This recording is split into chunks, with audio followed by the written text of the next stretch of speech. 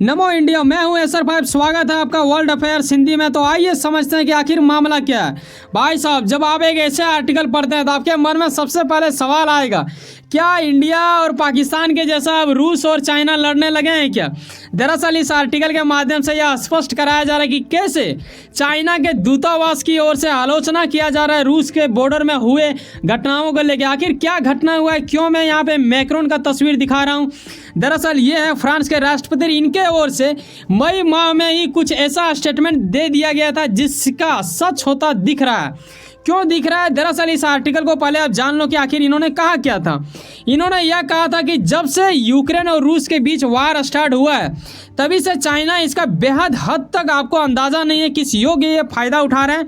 ऐसे में वो अपना रूस को जागीर समझ रहे हैं चाइना। तो आइए इन विषयों के ऊपर चर्चा करेंगे।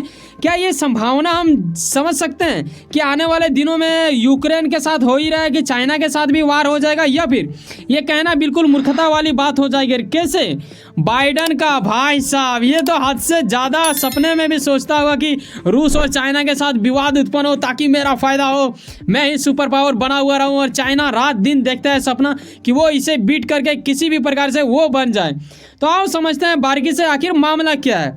आपको यकीनन पता होगा कि वर्ल्ड अफेयर्स हिंदी में अक्सर आपको देश विदेशों की बात बताई जाती है। आज वीडियो का दूसरा दिन है क्योंकि कल ही ये चैनल बना है। मेरा पुराना चैनल अगर आपने सब्सक्राइब नहीं किया है तो सर्च करें पावर ऑफ चांस और जाकर सर्च करना, और डिस्क्रिप्शन में भी आपको लिंक मिल जाएगा।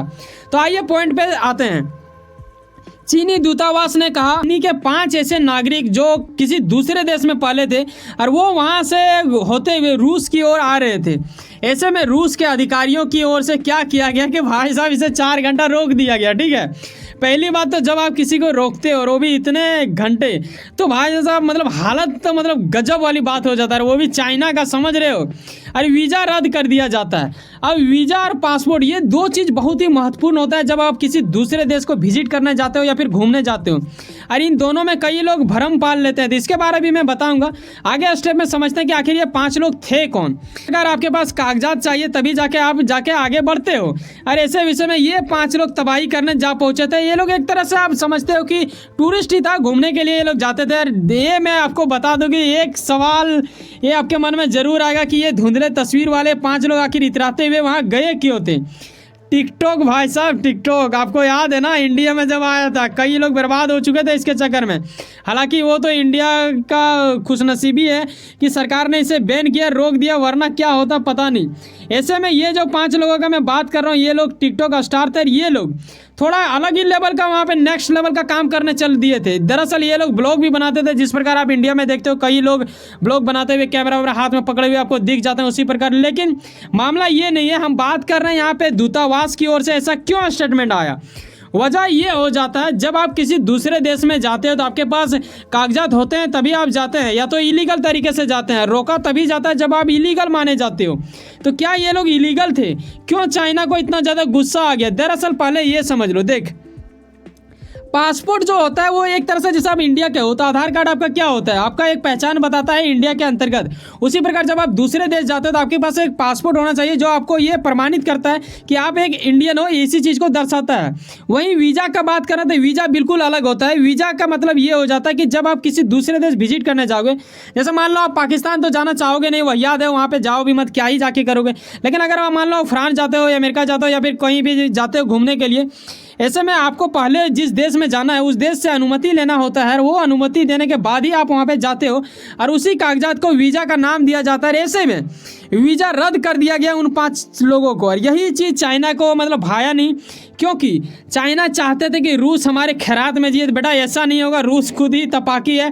और ऐसे में इन 500 लोगों का क्या कहना है ना, इन लोग का मन में कहीं ना कहीं ऐसा देखा जाता है, ये संभावना वाला बात है कि इन्हें लगता होगा कि शायद हाँ इंडिया तो दे ही रहा है रूस का साथ, लेकिन चाइना तो ज़्यादा दे रहा है, क्योंकि चाइना के साथ उसका व्यापार लगभग 90% होता है, इंडिया के साथ तो 10% होता है। भले ही इंडिया उसके पास 100% तेल लेता है, ठीक है, ये हकीकत है, इंडिया बहुत ज़्यादा लेता है, लेकिन रूस हमसे बहुत कम काम लेता है। जब हम हमसे बोल रहा होता तो इंडिया को बोल रहा था। ये चीज़ अपने मन में अवश्य रखें।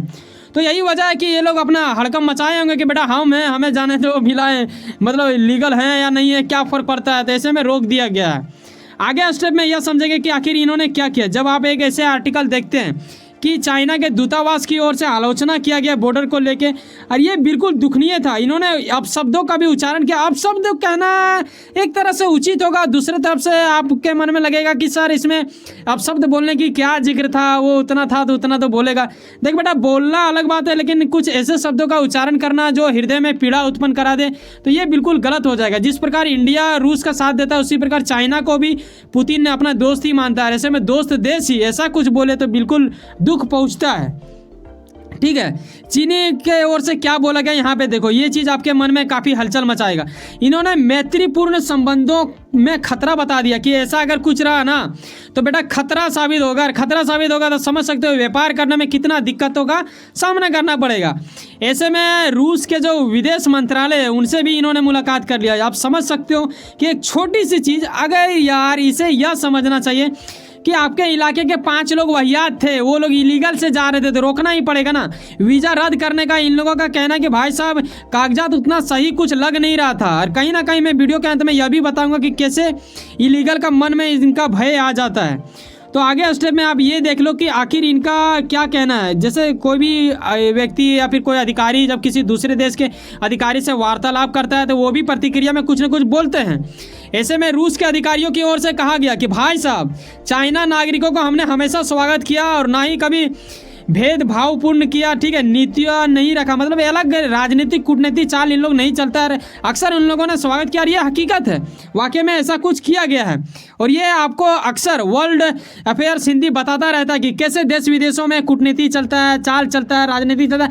देख, राज्य लेवल देश लेवल का न्यूज आर्टिकल सब लोग पढ़ ही लेता है, लेकिन मैं चाहूँगा कि अगर आप देख रहे हो मेरे वीडियो तो बेटा देश विदेशों का भी बात जाना है, ताकि आप ये जो राज्य लेवल का बातें होता है उसको ईजिली समझ जाओगे।